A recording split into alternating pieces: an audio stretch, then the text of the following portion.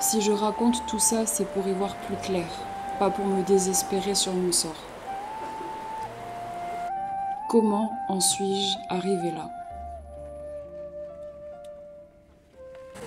Pourquoi me trouvais-je la nuit à marcher sur un périph' américain, épuisée, prête à dormir dans des fougères délabrées? Pourquoi croisais-je des gens malades, sans domicile?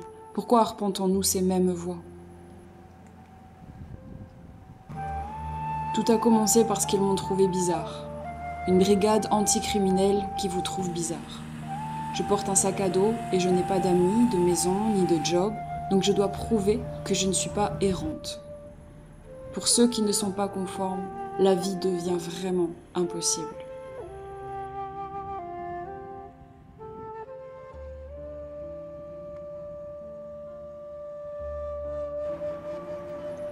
Le monde est dangereux car les hommes sont coupés de leur âme et parce que tout devient technologique.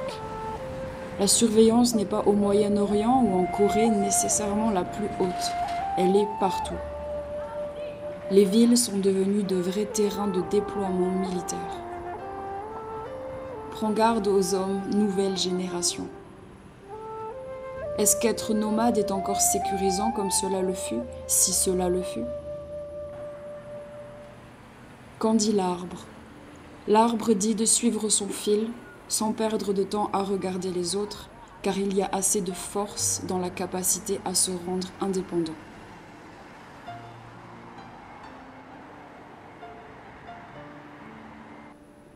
Il faut à tout prix apprendre à gérer émotions et affects avec confiance et détermination, parce que c'est ce qui empêche tout projet de fonctionner. On doit tenir le fait qu'on s'en fout en neutralisant les peurs, et celui que tout importe en prenant soin des pensées qu'on génère, des actions qu'on organise. Prêt à souffrir à chaque instant, prêt à mourir à chaque instant, mais capable de générer des énergies constructives pour notre réalisation. Il convient d'arriver à entrer dans le flux, d'arriver à ne plus avoir aucune raison de dire non, parce qu'il n'en existe réellement aucune. Notre perception est limitée, nos analyses mentales médiocres. Comment pouvons-nous prétendre savoir quoi que ce soit de ce qui est en train de se passer pour nous? Que dit la mouette? La mouette dit que l'eau n'est jamais trop salée.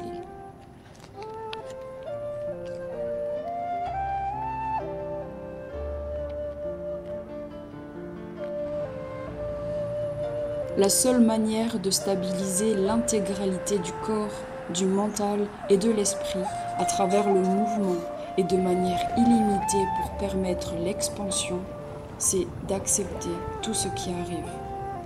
Pas superficiellement, je veux dire, vraiment, sincèrement, complètement.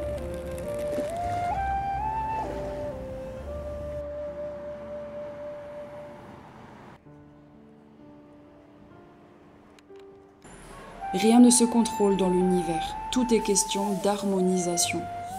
Le sage aussi traverse tout au long de sa vie l'obscurité et la lumière. Il n'est pas différent de nous.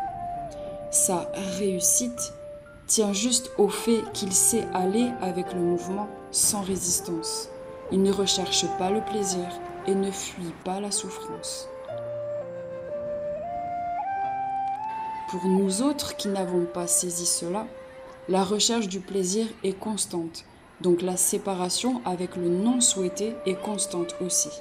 Statistiquement, nous sommes donc coupés de 50% de la réalité du monde. Le désir est une drogue. Le désir est un enfer.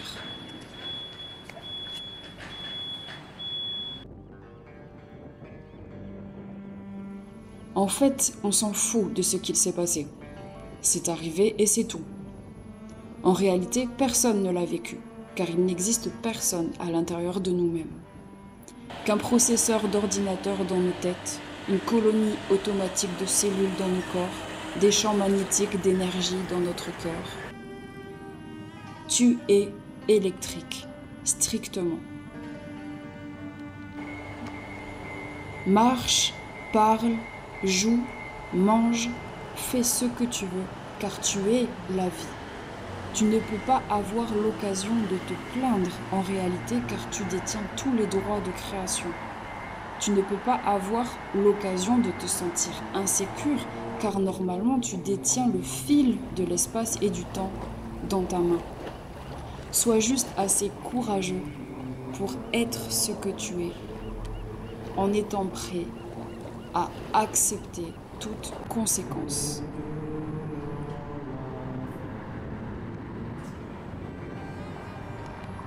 Sois juste certain, présent, conscient lorsque tu avances un pion sur l'échiquier. Ressens-le. Ensuite, attends de voir. Confiant d'avoir fait le choix que tu as voulu, là, maintenant. Confiant d'être ce que la vie veut dévoiler, d'avoir ouvert la porte qu'il fallait ouvrir. Qu'elle soit chimérique ou paradisiaque, peu importe, car il ne devrait y avoir aucune recherche de plaisir, aucune fuite de la souffrance.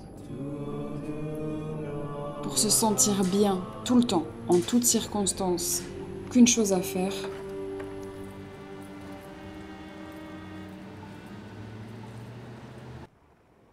savoir maîtriser son esprit.